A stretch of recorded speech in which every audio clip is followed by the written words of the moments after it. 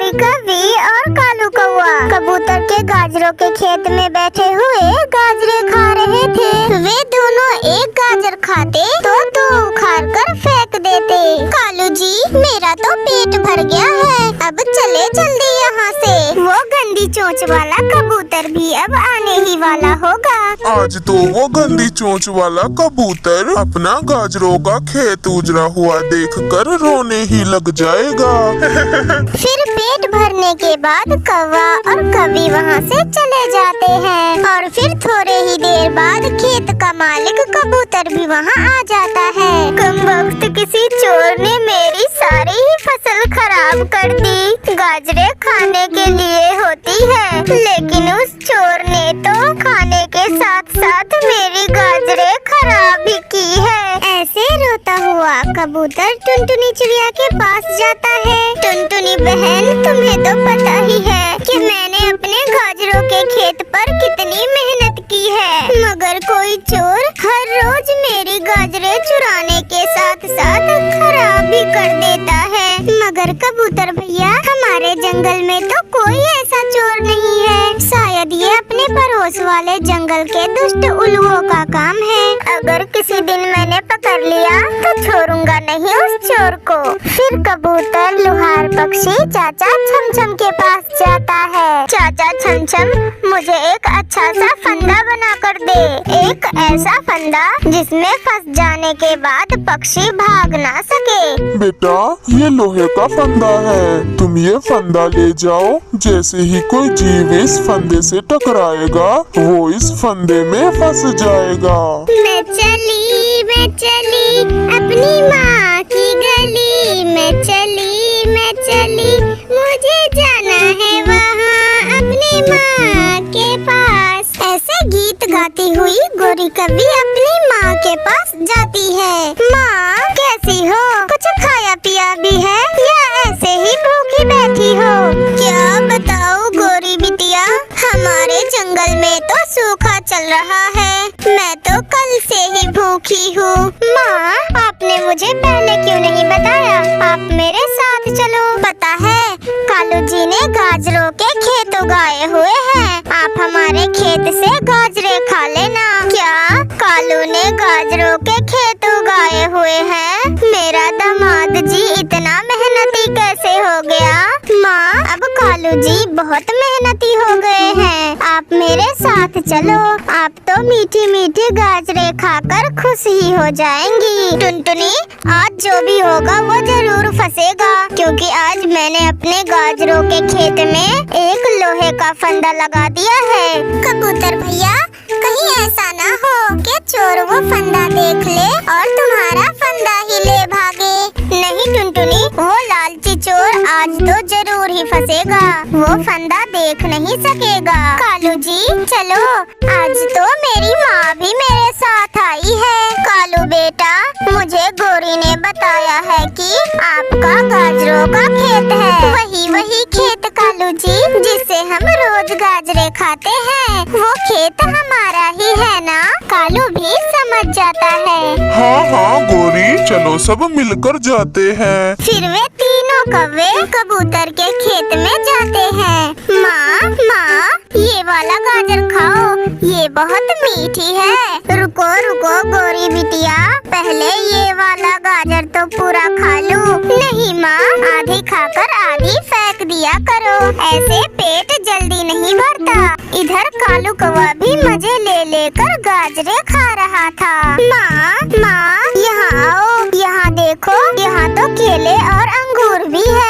लगता है ये फल कोई हमारे खेत में भूल गया है। बिटिया, मुझे केले का छिलका उतार कर दो, मुझे केले खाए हुए कई दिन हो गए। फिर गोरी जैसे ही केला तोड़ने के लिए आगे बढ़ती है, फंदा खुल जाता है और गोरी उसमें फंस जाती है और साथ ही अलार्म भी बजने लगता है। अपना बड़ा डंडा लिए हुए कबूतर भी वहाँ पहुँच जाता है। गोरी की माँ और कालू कौवा उड़कर पास वाले एक पेड़ के ऊपर बैठ जाता है। माँ,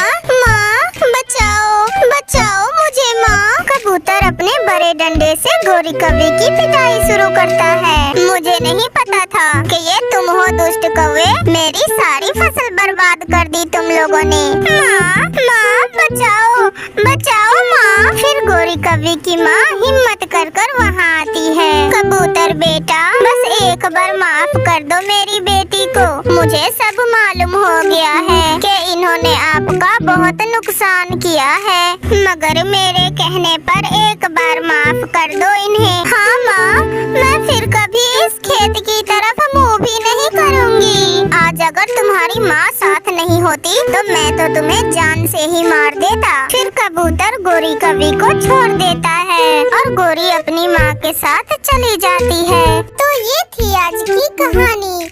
अगर आप लोगों को हमारी ये कहानी अच्छी लगी हो तो वीडियो को लाइक, और अगर आप लोगों ने मेरे चैनल को सब्सक्राइब नहीं किया है तो जल्दी से जाकर अभी सब्सक्राइब कर लीजिए। और हाँ, कमेंट सेक्शन में जरूर बताएं कि हमारी ये कहानी आप लोगों को कैसी लगी। एक जंगल में टुनटुनी चिड़िया रहा करती थी और वो बहुत जल्द अंडे देने वाली थी, मगर उसका पति बंटी कबूतर अपनी पत्नी टुनटुनी चिड़िया के साथ इधर उधर नए नए पेड़ों पर घूमने में बिताता था। तुम्हें पता है टुनटुनी, मुझे एक ऐसे पेड़ की तलाश है जहाँ पर मैं अपने बच्चों के लिए एक अच्छा सा घोंसला बना सकूं। इसी तरह से वो दोनों पति पत्नी एक नए पेड़ की तलाश में उड़ते रहते हैं और फिर एक दिन उन्हें एक जंगल में एक आकर्षक पेड़ मिलता है। उस पेड़ के पत्ते भी सुनहरे रंग के थे और वो पेड़ देखने में बहुत ही सुंदर आकर्षक लग रहा था। टुनटुनी चिड़िया उसी पेड़ पर अंडे देने का फैसला करती है। फिर कई दिन लगातार मेहनत करने के बाद वो दोनों वहाँ पर घोंसला बना लेते हैं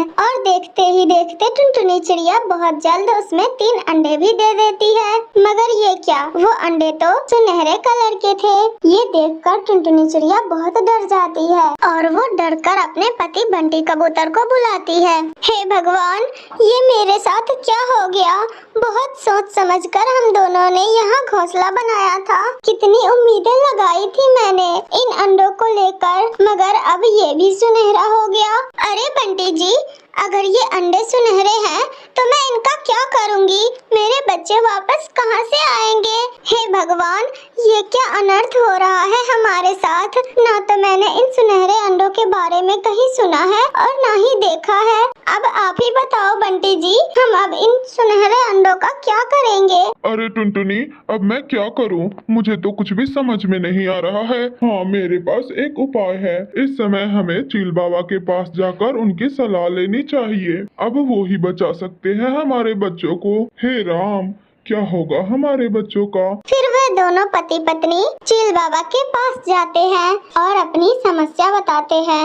चील बाबा तो इनकी बातें सुनकर हैरान रह जाते हैं और फिर चील बाबा उनके सुनहरे पेड़ पर आते हैं उन तीनों अंडों की जानकारी लेने के लिए। चील बाबा बहुत देर तक उन तीनों अंडों को देखने के बाद उस सुनहरे पेड़ को भी बहुत गौर से देखते हैं।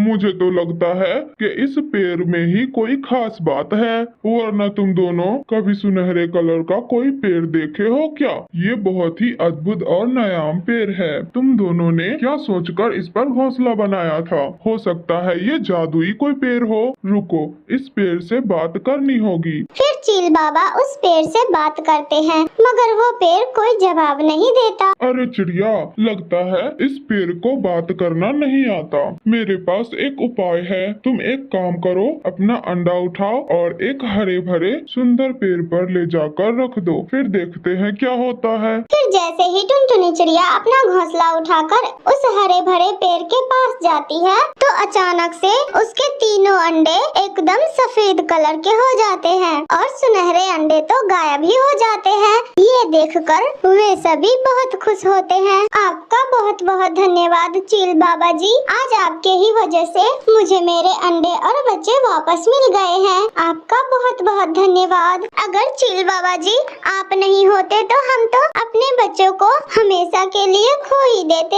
अरे कोई बात नहीं टुनटुनी चिड़िया, गलती इस नायाब पेड़ की नहीं है, गलती तुम्हारी है। देखो टुनटुनी चिड़िया, हमें कभी भी लालच में आकर नई चीजों को दोहराने के चक्कर में अपनी असलियत नहीं भूलना चाहिए। अब टुनटुनी चिड़िया एक नए आम के पेड़ पर अपने अंडों और अपने पति के साथ खुशी खुशी रहने लगती है। तो ये थी आज की कहानी। अगर आप लोगों को हमारी ये कहानी अच्छी लगी हो तो वीडियो को लाइक करके हमारे चैनल टूनी कार्टून टीवी को सब्सक्राइब करना ना भूलना दोस्तों।